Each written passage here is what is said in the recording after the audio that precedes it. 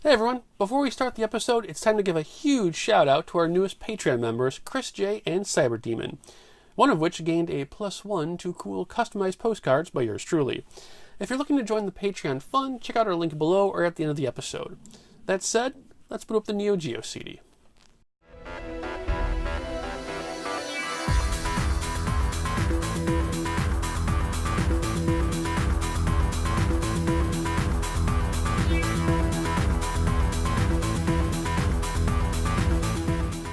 Welcome back, and let's jump in. Our main course comes to us from the fine folks at Video Systems, Aero 2. Known originally as Sonic Wings 2 in Japan, the game is a vertical dogfighting shooter for 1 or 2 players across 10 stages of fun in the multicultural storm. There's no real point to discussing the half-page story, so let's get right to the goods. You and your favorite player, too, choose from 1 to 8 in-game characters who each have their own plane and special bomb. Unlike most other shooters, the air about the game is more whimsical and humor-based. I mean, can you really go wrong when your choices involve a dolphin, a J-pop star, a 10-year-old, and a baby genius? The variant hunters like myself, this game is made just for us, as not only do the individual characters have their own endings, but each pair you use in 2-player mode will also have their own endings and special dialogue. There's more hidden goodies to be had, but we'll get to that in a second. The 10 stages you cover are really 8 stages with 2 bonus rounds. The bonus rounds could easily be described as the game's own stress release, since all that really happens is a horde of cannon fodder is tossed at you for easy power-up acquirement. The 8 actual stages are, for all intents and purposes, run-of-the-mill examples in the genre with your forest area, space level, city stage that eventually leads to a railway, and so on. What does make a difference, though, are the little attentions to detail. Besides being able to topple over a Ferris wheel and sneak a power-up out of the Statue of Liberty, the typical bonus coins you gather in-game actually change currency based on what country you're in. It's something insanely small and insignificant to the overall game, but it's a little detail that just makes you appreciate it that much more. Enemies and bosses follow down into the cliché pile, but it's a crime that can go unpunished thanks to the brilliant use of flight patterns. Remember back in the Ghost Pilots review how I fretted over how bad guys just were everywhere and no matter what you did you crashed into something or someone?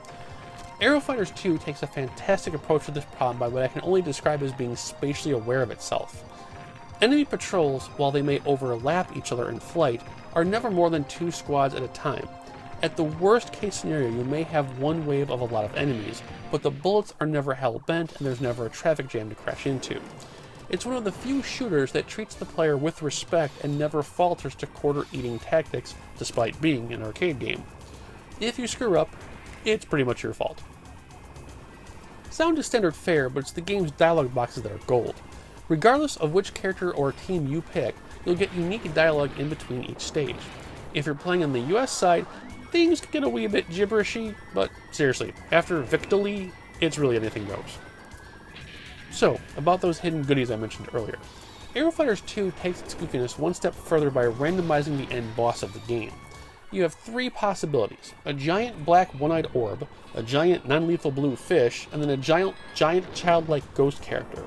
These aren't based on character choice, but randomness. The fish, though, only appears once every 256 chances. Considering I only got a chance to play the game twice for this review, I haven't seen it yet. To add to the fun, the game will continue on past the ending and re-loop to the beginning of the game. Based on how you handle 2 of the 3 potential bosses, you might actually see them in the background during the second time around. While not earth-shattering or laugh-out-loud funny, between that and the random dialogue sequences, the game's replay value shoots through the roof. Having played through it once on my MVS and second here on the Neo Geo CD, I can happily say that not only is there really no difference aside from the typical infinite CD continues, but the load time is practically non-existent.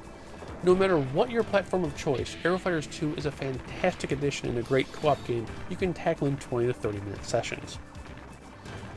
Now, about tracking one down. If you're an AES/home console owner, well, yeah. Average price runs between $400 to $600 based on country condition. Look, I don't care how cool you think you are or who you're trying to impress. It's not a $500 game. For MVS folks, you're on easy street. $50 shipped is about the going rate, and when you crunch the math at 50 cents a play, times the amount of continues per play, if you plow through it at least 6 times solo or at least 4 times with a friend, you totally justified the purchase. For the Neo Geo CD owners like myself, we're on a similar course. The US version is about the same price, but if you go the Japanese route, which plays in English on a US deck, you're down to about $35 shipped, which is a perfect price point for the replay value. It may not have the graphical dexterity of, say, Pulsar or Blazing Star, but Aero Fighters 2 has it where it counts, with real value that's more than just outdoing a high score. That does it for this week, guys. Join me again next week as we dive into the wonderful world of all things PlayStation. Like, subscribe, and join the conversation below. Until next time. As always, play, laugh, love. We'll see you then.